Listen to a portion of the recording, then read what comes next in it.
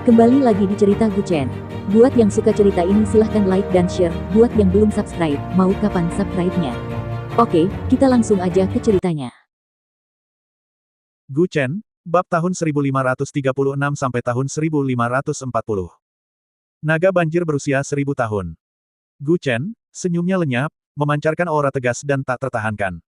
Dia adalah penguasa, dan rakyat adalah rakyat. Tak hanya Guchen yang memahami hal ini, Zhang Xingzu pun memahaminya dengan sempurna. Jika ia tak bisa memahami hal-hal ini, ia tak akan menjadi tangan kanan Guyanzi. Kalau begitu, Tuan ketiga kecil, kau harus berhati-hati. Bisik Zhang Xingzu. Guchen menepuk bahunya, tak berkata apa-apa, tetapi sorot matanya seolah menyampaikan banyak hal. Ayo pergi. Setelah berkata demikian, ia membakar jimat itu dan memasukkannya ke dalam mulut, gumpalan asap mengepul di dalamnya. Dengan lambaian tangannya, Li Qing membelah sungai yang luas itu menjadi dua, menciptakan saluran air dengan satu gerakan, dan bahkan sebuah tangga air terbentuk di tengahnya. Ayo pergi, Tuan Muda Gu. Dia tahu bahwa Guchen bertekad untuk terjun ke air sendiri, dan tak seorang pun bisa menghentikannya. Dia mungkin juga sedang memuaskan rasa ingin tahunya, ingin tahu apa yang dikatakan Li Qing tentang benda di dalam air itu. Itulah sebabnya dia bersikeras untuk terjun, dan tentu saja, dia juga mengkhawatirkan Li Qing. Guchen telah melemparkan jimat air ke dalamnya. Jika dia membuka mulutnya, asap akan keluar, membuat jimat itu tak berguna. Dia hanya mengangguk kecil dan terus menyelam. Setelah keduanya menghilang di bawah tangga air, perpisahan di permukaan sungai langsung pulih. Lan Wancheng panik di tepi sungai, aduh, kalau terjadi apa-apa pada saudara Chen, bagaimana aku akan menjelaskan ini kepada para gurunya? Jangan bicara omong kosong. Dia baru saja terjun ke air, dan kau sudah berbisik-bisik di belakangnya. Apa kau masih punya jimat air? Aku akan turun ke air dan memeriksanya juga. Bisik Zuo Sandu padanya. Dia praktis abadi. Dia tidak perlu takut. Bahkan jika dia mati di air, dia akan terlahir kembali setelah fajar. Tentu saja, premisnya adalah tubuhnya harus tetap ada. Itu saja. Hanya itu. Aku tidak suka masuk ke air, untuk apa aku menggambar begitu banyak jimat air. Lan Wancheng merentangkan tangannya dan berkata tanpa berkata-kata, siapa sangka aku membutuhkannya hari ini? Bukankah kau dikenal sebagai peramal? Kenapa kau bahkan tidak meramalkan ini? Zuo Sandu menunjuknya, juga geram. Lan Wancheng bergumam, omong kosong apa yang kau bicarakan? Kami para ahli Feng Shui tidak pernah menghitung sendiri, dan lagi pula, meramal itu sangat melelahkan. Aku tidak mungkin harus meramal untuk semuanya, kan? Baiklah, kalian berdua, berhenti berdebat. Zhang Xingzu segera melangkah maju untuk menenangkan suasana, aku percaya pada kemampuan Tuan ketiga kecil, ditambah lagi orang itu baru saja mengetahui 9 transformasi naga ilahi, kan? Semuanya akan baik-baik saja. Hanya itu yang bisa dia katakan. Kini semua harapannya tertuju pada Guchen dan Li Qing. Ding ding ding. Saat ini, ponsel Zhang Xingzu berdering. Ia mengeluarkan ponselnya dan melihat panggilan dari Gu Yanxi. Ia ragu sejenak sebelum menjawab, hei, Tuan ketiga. Tuan ketiga kecil baru saja masuk ke air, ya. Bocah itu, sudah kuduga. Kata Gu Yanxi dengan tenang di ujung telepon. Dia paling mengenal karakter putranya. Karena Guchen telah datang jauh-jauh dari perbatasan utara ke Kabupaten Qing, dia pasti datang untuk mengendalikan banjir secara pribadi. Sepertinya membombardir dasar dengan bola meriam tidak terlalu efektif. Gu Yanxi berkata dengan suara berat di ujung telepon, sudah berapa lama anak itu berada di dalam air? 4 menit. Ujung telepon yang lain terdiam hanya beberapa detik sebelum menutup telepon. Di dalam air. Semakin dalam mereka menyelam, semakin tipis tangga air itu. Pada kedalaman lebih dari 300 meter, tekanan air mungkin cukup untuk menghancurkan organ dalam orang dewasa. Namun di bawah perlindungan Li Qing, mereka berdua berjalan di tanah datar seolah-olah berada di tanah padat ketika mencapai dasar air. Guchen melirik arlojinya. Ia hanya punya waktu 5 menit lagi. Sesampainya di mata air bawah laut, ia melihat pemandangan kehancuran total. Mata air itu sendiri tidak besar, tetapi setelah beberapa serangan rudal, diameternya membengkak hingga 10 meter. Semburan air yang besar bahkan terlihat membumbung tinggi. Begitu mereka mencapai permukaan, beberapa ikan raksasa mengelilingi Guchen dan Li Qing. Ikan-ikan ini bukan hanya ikan mas merah yang mereka makan malam sebelumnya, tetapi juga beberapa jenis ikan lain yang tak dapat mereka kenali, semuanya sangat besar. Bagi kedua raksasa ini, mereka berdua mungkin tak lebih dari sekadar santapan. Tangan Guchen meluncur, dan pedang kaisar manusia muncul di genggamannya. Namun, di bawah air, mengayunkan pedang menjadi gerakan lambat, dan bahkan satu ayunan yang berhasil pun membutuhkan usaha yang cukup besar. Beberapa ikan besar menerjang mereka berdua. Guchen mungkin tampak agak canggung di dalam air, tetapi Li Qing sama lincahnya di air maupun di darat, bahkan lebih lincah. Hanya dengan satu gerakan, salah satu ikan yang panjangnya beberapa meter itu terbelah dua. Ikan-ikan lainnya, yang tidak lagi berani menyerang secara sembrono, melarikan diri dengan panik, mungkin ketakutan oleh Li Qing. Gu Chen melirik arlojinya. Ia hanya punya waktu 1 menit lagi. Ia segera menunjuk ke lubang besar itu, memberi isyarat kepada Li Qing untuk menggunakan mutiara penstabil air untuk menangkalnya. Namun, tepat saat ini, Gu Chen tiba-tiba merasakan dunia bawah laut yang gelap gulita menjadi terang. Sebuah hembusan napas tiba-tiba mendorong mereka beberapa langkah menjauh, dan ketika ia mendongak, 2 lentera, masing-masing seukuran lentera, tergantung di atas kepalanya. Naga banjir. Seru Li Qing langsung, itu naga banjir berusia 1000 tahun. Keduanya mengamati dengan saksama dan menyadari bahwa mereka sebenarnya berada di bawah naga banjir. Naga banjir itu bisa membunuh mereka berdua hanya dengan sekali tepukan tangan. Di atas air, di tepian. Lan Wancheng telah mondar-mandir di bukit kecil itu cukup lama, terus-menerus menyalahkan dirinya sendiri. Aduh, kenapa belum juga keluar? Mungkinkah sesuatu benar-benar terjadi? Zuo Sandu mengangkat tangannya dan memukul kepalanya, sialan, tidak bisakah kau mengucapkan sesuatu yang baik? Aku juga ingin, tapi jimat airnya sudah kedaluarsa, dan kakak Chen belum keluar. Di kedalaman lebih dari 300 meter di bawah air, jika kau dan aku turun, kita hanya akan menjadi bakso. Hanya orang setingkat saudara Chen yang bisa menahannya. Kata Lan Wancheng tak berdaya. Saat ini juga, bang! Semburan air menyembur dari permukaan sungai, dan Gu Chen benar-benar terlempar dari kejauhan, jelas seperti terkena sesuatu. Zuo Sandu bergegas maju dan membantunya berdiri, Tuan Muda Gu, kau baik-baik saja. Apa yang terjadi padamu? Apa yang menimpamu? Di mana Li Qing? Semua orang hanya melihat Gu Chen terbang keluar, tetapi mereka tidak melihat Li Qing muncul. Jika dia muncul semenit kemudian, cahaya kemasan pelindung Gu Chen mungkin akan hancur. Tanpa peralatan pelindung apapun, dia telah menyelam hingga kedalaman lebih dari 300 meter, dan kebanyakan orang pasti sudah lama mati. Li Qing baru saja mendorongku, dan akibatnya, aku tersapu oleh ekor makhluk itu. Kata Gu Chen, terbaring di tanah sambil menghela napas panjang. Lan Wancheng tampak tercengang, makhluk itu. Apa itu? Seekor ikan. Itu seekor naga. Baunya sangat menyengat dan amis, artinya naga itu akan menjalani masa kesengsaraannya untuk menjadi seekor naga. Perjalanan naga itu menyebabkan banjir besar, dan ia ingin memanfaatkan kesempatan ini untuk memasuki laut. Jadi, siapapun yang mencoba menghalangi mata air itu akan dianggap musuh. Kata Zuo Sandu dengan tenang dari samping. Seekor naga yang akan menjalani masa kesengsaraannya tentu tidak akan mudah menyerang manusia, lagi pula, ia harus mencapai pahala yang sempurna. Tetapi jika ada yang mencoba mendekati mata air ini, ia pasti akan menganggapnya sebagai upayamu untuk menghentikan masa kesengsaraannya, dan tentu saja ia akan melawanmu sampai mati. Bukankah Li Qing akan dalam bahaya? Lan Wancheng berdiri dan berteriak, tidak, aku harus membantunya. Setelah mengatakan itu, ia menginjak Bagua, dan 8 jimat biru transparan besar muncul di permukaan air. Namun Zuo Sandu menghentikannya, apa kau gila? Kau tidak bisa melihat apa yang terjadi di bawah air sekarang, apa yang bisa kau lakukan? Li Qing saat ini berada ratusan meter di bawah air. Orang-orang seperti Zuo Sandu dan Lan Wancheng, yang tidak pandai berenang, sama sekali tidak membantu. Karena itu, pasti Li Qing sendiri yang melakukannya. Apakah masih ada jimat air lagi? Gu Chen berdiri dan meregangkan badan, berbicara dengan suara berat. Ia bahkan belum sempat bereaksi ketika ekornya terlempar keluar. Pantas saja ikan mas merah di air itu lari panik. Mungkin karena Raja Naga berusia 1000 tahun itu telah membuka matanya. Ikan mas merah sepanjang 7 atau 8 meter itu seperti mainan kecil di hadapan naga itu, yang menunjukkan betapa besarnya naga itu. Kulitnya setebal pelat besi, tidak, lebih tepatnya, bahkan lebih keras dari pelat besi. Pedang bisa menembus pelat besi, tetapi sisik naga itu tidak menunjukkan reaksi apapun. Tidak, aku harus menggunakan formasi untuk membantu, meskipun tidak terlalu efektif, itu lebih baik daripada kita hanya berdiri di sini tanpa melakukan apa-apa, kan? Kata Lan Wancheng dengan suara berat. Gu Chen mengangguk pelan kepada penjaga toko, benar. Mari kita lihat apakah kita bisa menarik perhatian naga bawah air itu. Mungkin dia akan muncul ke permukaan. Baiklah. Zuo Sandu, yang ternyata memiliki makhluk roh tipe air, memanggil ratusan roh jahat dan elf, membombardir permukaan air tanpa henti. Tidak hanya itu, Gu Chen juga menggenggam pedang kaisar manusia, memanipulasinya di permukaan air. Ledakan bergema di seberang sungai, tetapi Li Qing dan yang lainnya tetap sulit ditangkap. Lebih dari 1 jam berlalu, dan Gu Chen dan yang lainnya kelelahan, namun masih tidak ada pergerakan di permukaan sungai. Di bawah permukaan, Li Qing dan Raja Naga Raksasa berusia 1000 tahun terkunci dalam pertempuran sengit. Sekuat apapun dirimu, angin musim semi tetap membelai gunung. Di hadapannya berdiri seorang Raja Naga berusia 1000 tahun, tetapi Li Qing segera menggunakan air untuk menciptakan seekor harimau bersayap. Sudah diketahui umum bahwa harimau dapat mengalahkan naga. Kedua belah pihak bertarung dengan mudah di bawah air. Ukuran tubuh Li Qing yang kecil dan kecepatan renangnya yang cepat merupakan keuntungan.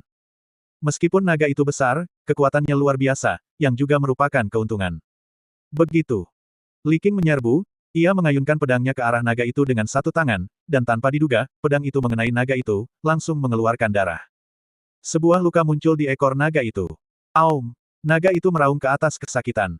Suaranya dalam dan bergema, muncul dari bawah air, seperti geraman pelan kapal pesiar. Di bukit kecil.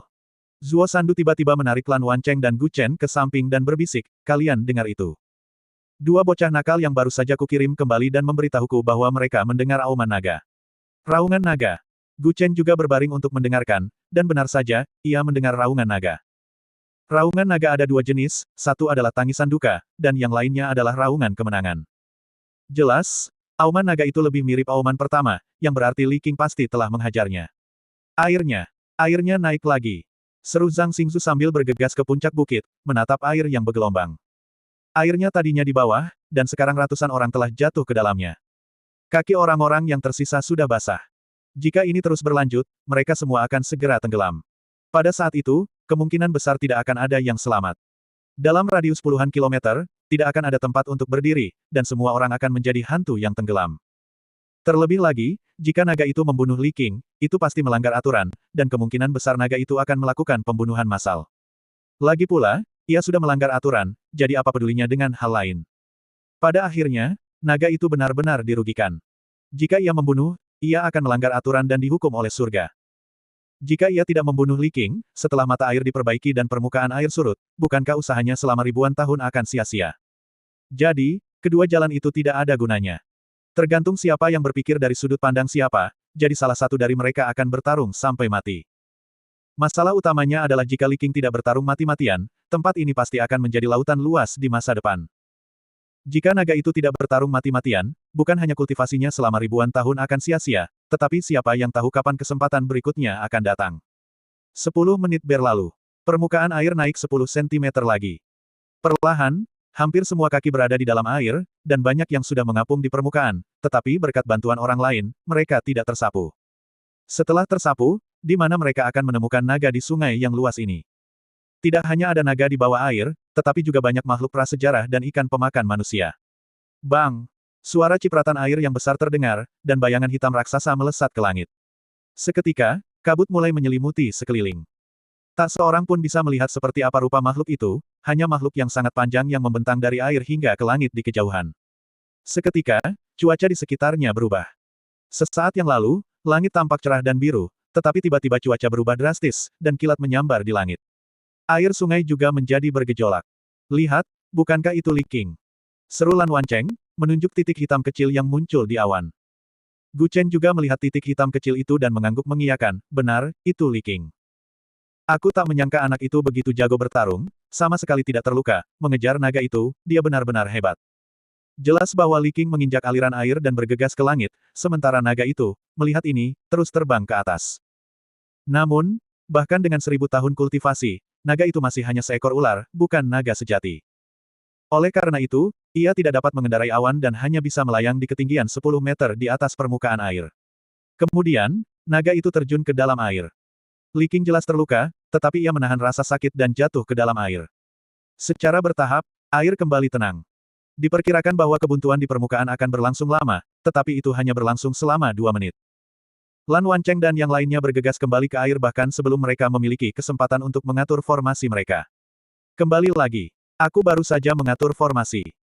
Seandainya orang itu bisa datang dan mendengarkanku sebentar, menggiring naga itu ke sini, dan menyegelnya dengan formasi berbentuk salib. Itu akan jauh lebih mudah. Artinya, Li Qing pasti tahu rencananya. Sebelum mereka sempat memanggilnya, ia sudah mengejar naga itu lagi. Namun, naga itu tidak terlihat jauh lebih baik.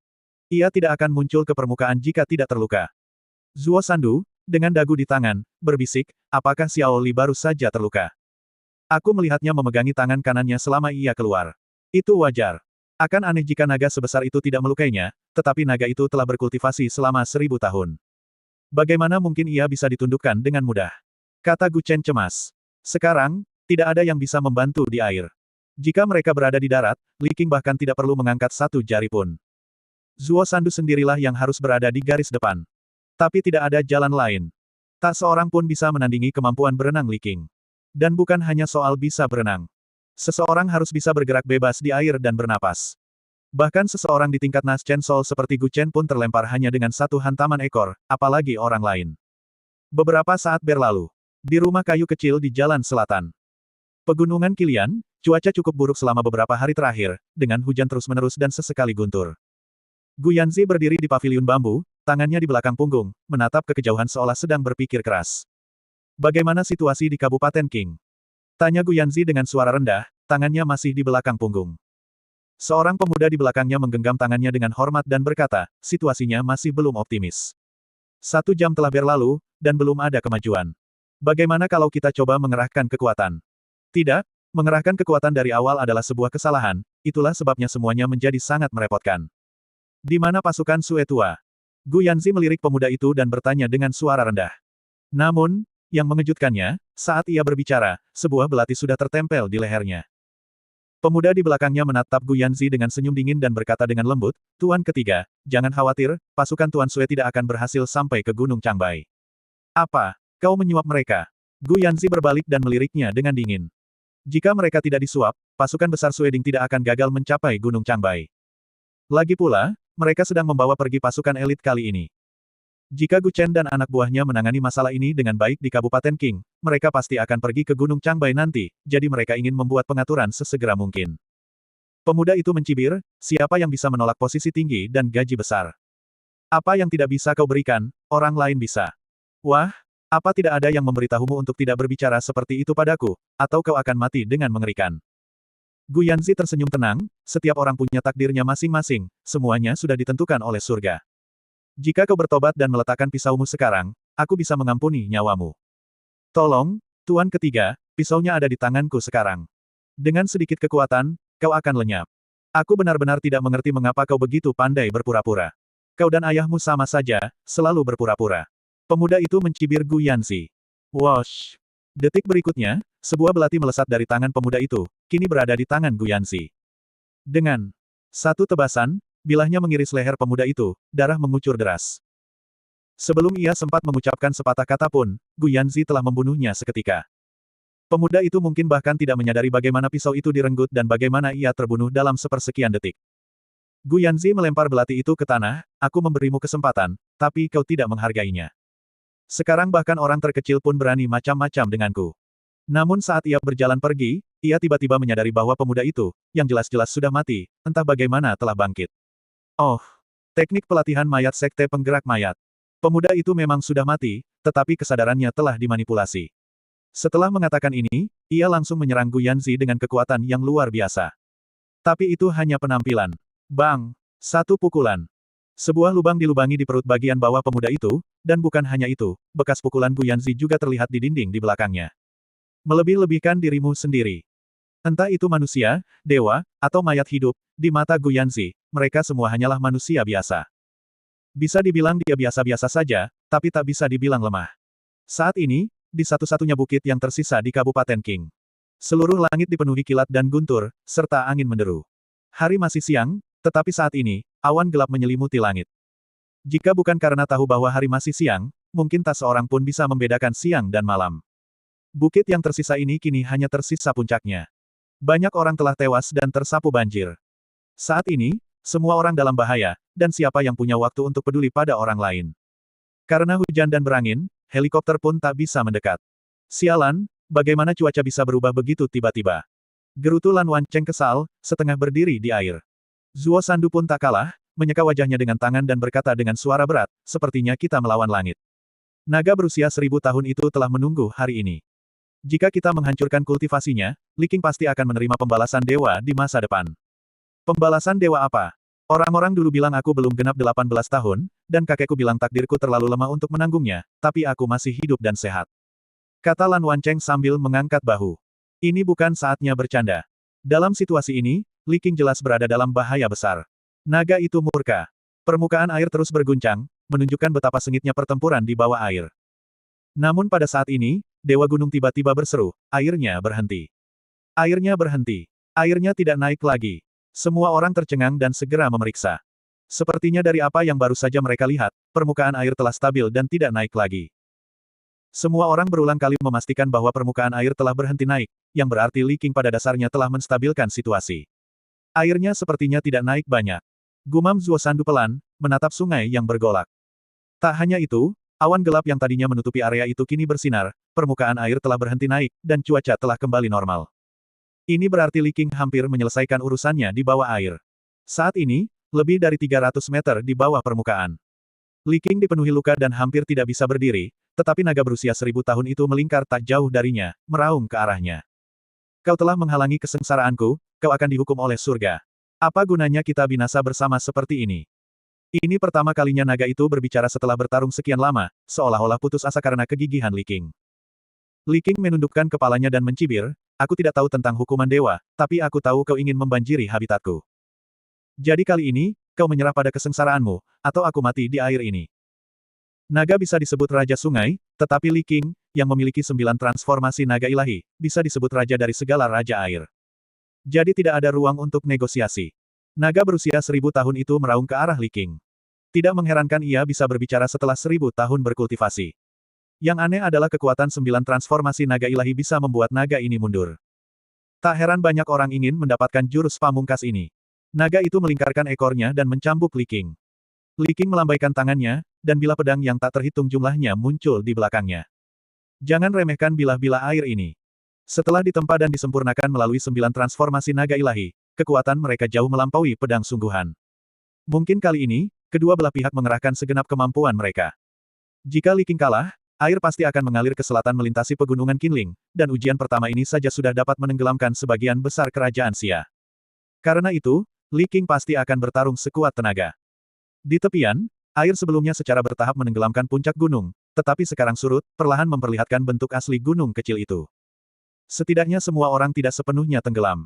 Mereka yang mengapung di permukaan dengan cepat meraih apapun yang bisa mereka pegang. Airnya sudah surut, tetapi mengapa Li Qing belum keluar? Tanya Gu Chen, menatap permukaan air dengan bingung. Zuo Sandu sepertinya merasakan ada yang tidak beres, alisnya berkerut saat ia berkata dengan suara rendah, dia sepertinya sekarat. Aku bisa merasakannya, napasnya sangat lemah. Di bawah air, Li Qing melepaskan kekuatan yang belum pernah terjadi sebelumnya, benar-benar mengangkat naga itu dengan kedua tangannya. Naga yang panjangnya puluhan meter itu kini meringkuk menjadi bola di tangannya. Bahkan sebagai bola, naga itu setinggi gunung kecil. Li Qing, yang jauh lebih kecil, mungkin akan tenggelam oleh air liurnya. Namun kini, ia mengangkat makhluk yang ukurannya puluhan ribu kali lipat darinya. Cahaya biru redup terpancar dari mata Li Qing, pembuluh darahnya melotot, dan luka-luka yang tak terhitung jumlahnya menganga. Masuk. Ia melemparkan naga itu langsung ke mulut gua, tetapi tanpa diduga, naga itu tersangkut tepat di lubangnya. Li Qing melompat ke atas lalu terjun kembali. Sebuah kekuatan dahsyat menyerbu tubuh naga itu, menyebabkannya meraung kesakitan. Mata air, yang awalnya menyemburkan air, kini memiliki kekuatan yang menyedot air. Berton-ton air terus-menerus ditarik kembali ke mulut gua. Puff! Li Qing tiba-tiba memuntahkan seteguk darah, matanya berputar ke belakang, dan ia pingsan. Mutiara penstabil air melayang di tengah mata air, dan air yang tak terhitung jumlahnya tersedot masuk, berkat kekuatan yang dipancarkan oleh mutiara tersebut. Saat ini, di puncak gunung. Awalnya, air di bawah kaki semua orang naik, tetapi saat air surut, airnya beberapa meter di atas mereka. Meskipun kenaikan airnya kuat, air yang surut bahkan lebih cepat dari sebelumnya. Bukankah ada perahu kayu yang perlahan datang? Seru Lan Wancheng, menunjuk ke hutan kering tak jauh dari sana. Zuo Sandu melihat bayangan hitam mendayung mendekat. Ia sangat mengenalnya, itu adalah utusan hantu yang sering mengumpulkan jiwa yin. Mungkin inilah mengapa banyak orang percaya Zuo Sandu dikutuk. Ia mewarisi kuil Conan, kemanapun ia pergi, orang-orang mati. Mungkin penyebabnya bukan dia, tetapi setiap kali dia lewat, banyak roh muncul. Karena itu, Zuo Sandu selalu dikelilingi oleh tak kurang dari 10 utusan hantu. Meskipun Zuo Sandu cukup menakutkan, hadiah yang melimpah selalu menarik para pemberani. Mengikutinya, setidaknya performanya di masa depan bukanlah masalah. Utusan hantu itu mendayung ke arah mereka, dan yang mengejutkan, ada orang lain di perahunya. Dia terluka parah, nyaris tak berdaya, nasibnya tergantung di ujung tanduk. Tuan Zuo, panggil utusan hantu itu dengan hormat sambil menambatkan perahu di sampingnya. Gu Chen dan yang lainnya segera menghampiri, hanya untuk menyadari bahwa orang di perahu itu tak lain adalah Li Qing. Cepat, cepat. Bawa dia keluar. Lan Wancheng dan Zuo Sandu segera melangkah maju dan mengangkat Li Qing dari perahu kayu. Terima kasih. Kata Zuo Sandu dengan tenang, tanpa melirik utusan hantu itu. Ia mengira utusan hantu itu hanya datang untuk mengantar seseorang, tetapi melihat keengganan utusan hantu itu untuk pergi, Zuo Sandu berbalik dan berbisik, kenapa? Ada yang ingin dikatakan. Begini, Tuan Zuo, adikmu, dia. Dia sudah kenyang. Aku telah membantunya menghembuskan napas terakhirnya. Kau tahu. Utusan hantu itu menatapnya dengan canggung, menggaruk kepalanya dan tersenyum. Sebenarnya, ia ingin membawa Li Qing bersamanya. Alasan ia membawanya ke sini hanyalah karena ia tahu Li Qing satu kelompok dengan Zuo Sandu. Jika masalah ini diselidiki nanti, bukan hanya ia akan kehilangan jabatannya di masa depan, tetapi utusan hantu lainnya juga akan menderita. Jadi ia pikir itu akan menjadi perpisahan yang bersih, tetapi ia tidak menyangka Zuo Sandu akan memiliki ide yang berbeda. Aku tahu. Kau ingin uang, kan? Zuo Sandu merogoh sakunya. Dan benar-benar mengeluarkan setumpuk uang kertas dunia bawah, menyerahkannya, apakah itu cukup? Ini. Tuan Zuo, aku tidak mau uang, aku. Utusan hantu itu masih tergagap, tetapi langsung merasakan aura pembunuh mendekat. Zuo Sandu berkata dengan dingin, tidak mau uang. Lalu apa kau mau nyawamu? Bersambung. Catatan. Naga dan banjir dalam mitologi Tiongkok. 1. Naga pelindung, naga Tiongkok umumnya dianggap sebagai simbol kekuatan, keberuntungan, dan penguasa air, hujan, dan banjir. Ada mitos tentang naga yang membantu mengendalikan banjir, seperti peran Jiaolong atau naga yang membantu Kaisar Yu dalam mengendalikan banjir di Sungai Kuning dengan menggunakan ekornya untuk membentuk tanggul. 2. Naga hitam secara khusus dapat dikaitkan dengan bencana alam seperti badai dan banjir karena secara tradisional melambangkan balas dendam dan kejahatan dalam beberapa cerita dan penggunaan simbolis. 3. 4 Raja Naga, dalam mitologi, terdapat 4 Raja Naga yang masing-masing menguasai 4 lautan, menunjukkan peran naga sebagai penguasa fenomena air. 4. Jiaolong, naga ini sering diartikan sebagai naga bersisik, yang hidup di air atau sungai, dan mungkin merupakan jenis naga yang terkait erat dengan perairan.